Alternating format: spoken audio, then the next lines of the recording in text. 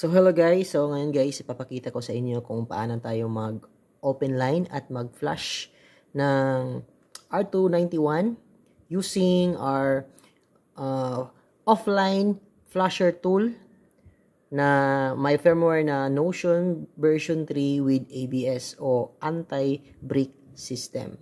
So napakadali na po mag-open line ng ating R291. Ito ay pwede po ito sa Smart Brew version na may 5.4 or version 002, yung mga latest version ngayon, at pwede rin ito sa PLDT 4.3. Yung mga old versions ng mga R291 at R281, marami po tayong tutorial dun sa YouTube. Makikita nyo po marami pong nag-upload. Ito ay latest na flasher tool para sa Notion na sobrang madali lang po talaga mag-open line ito. Isang click, isang copy at isang paste lang, tapos open line agad. So, ito ay brand new na R291. Tapos, nilagyan natin ito ng GOMO SIM card. So, ito na, yung dashboard niya. Kita natin, na-open ko na sa, yan, yung dashboard. So, login natin using yung kaniyang default na username at password. So, ang username nito na default ay SmartBro. Ang password din ay SmartBro. Yan. Okay. So, nakalagin na tayo. So, makikita nyo dyan, GOMO, pero walang signal kasi hindi pa siya open line. So, ito ay isang default firmware ng SmartBro R291. So, pagkatapos ninyong mapasok ito, F12 nyo lang, F12 para lumabas yung developer options niya. At dito, click nyo yung application. Okay? Yan, application. Ito, application. Okay? Diyan sa application, dito, may cookies. Ayan, cookies. Tapos, dito sa baba ng cookies, may IP address. Tapos, dito sa taas, may CGI SID. Click nyo lang. Tapos, sa baba, merong tayong yan ang CGI SID na lumabas. Copy nyo lang ito. Okay? Highlight nyo yan at Control C. Okay? So, pagkatapos nyo makopy yun, open na tayo sa ating R291 na Notion B3 Flasher Tool. So, ito yun. Na may ABS na po. Ayan na siya. R291 Notion B3 ABS Flasher Tool.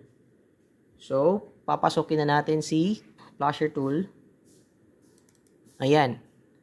Tapos, click lang natin tong start.bat. Pag-click sa start.bat, ayan, ito na yun, lumabas. Paste lang natin yung nakopy natin na CGI SID. Okay, tapos enter. So, ayan lang. Wait lang natin. Yan, apply exploit. Wait lang natin siya mag-flash. Ganun lang po kadali. Unlike before na kailangan pang baklasin yung modem natin at marami pa tayong gagamitin ng mga tool para ma-open na. Ayan na. Flashing Notion B3 ABS Superlight Firmware. So, yan na po ang ating na-flash scripts executed successfully. So, ayun na. Nagre-reboot na siya. Nagre-reboot na po si modem natin. Wait lang natin siya, guys. Magka-signal. Ganun lang, guys. Super dali na lang po talaga ang mag-open line ngayon ng R291. Okay, nag-reboot. Okay. Hintay lang natin siya mag-put up.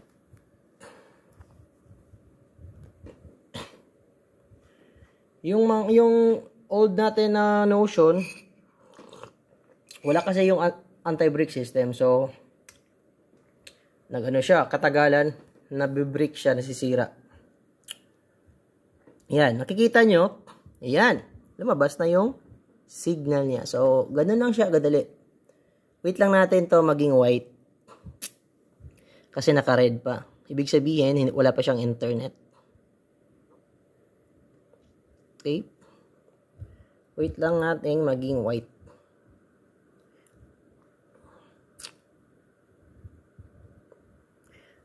Ayan na. So, ayan na. Lumabas na po. Naging white na po. Ibig sabihin, may internet na po tayo. So, ayan. Pwede na tayong mag-open ng browser natin. Open natin yung dashboard.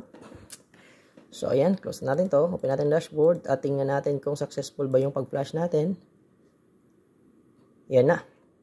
Automatic na siyang nag-login. So, ayan. Ibig sabihin, successful yung pag-flashing natin ng ating R291 Notion V3 firmware na may ABS, anti-brick system po. Admin, login, admin, yung default niya at yung password, admin. Yan na. So, ito na. Automatic na po siya. Naka-GOMO. GOMO na po yan. May signal na po siya. Ayan na po siya. So, okay. Pagpasok natin, pwede na tayo mag-banlocking dito sa internet. Punta tayo sa internet. Dito sa channel and band. Dito tayo mag-banlocking. So, ayan. Ito na po yung naka-auto natin. Yung GOMO natin sa area is mahina ang signal. Kaya hindi po maganda yung reception niya. So, sinadya ko talaga yan na GOMO para makita nyo na automatic na siya open line. So, ayan. GOMO na siya. Tapos, kung gusto ko yung mag-APN, mag-change ang APN dito sa APN management. At kung gusto kayong dito, sa new APN, add lang kayo dito. Create lang kayo. Kung gusto kayong mag-change ang IMEI, dito sa custom IMEI. Tapos kung gusto kayong mag-change ng DNS, dito lang. Ayan. So, yan na po si R291 natin na Notion V3 firmware na may ABS o anti-brick system. So, try natin i-browse kung meron na ba talagang internet siya kasi yung SIM card natin meron siyang load. Ayan. Diba? So, pwede na tayo makapanood dito ng kahit ano. Try natin speed test kung ilan ba ang speed ngayon ni GOMO SIM card. Ayan. Okay. Okay, not bad for a GOMO SIM card. Kasi talaga ang GOMO, may limit ang GOMO. So, ganyan lang talaga yung speed na binibigay niya sa atin.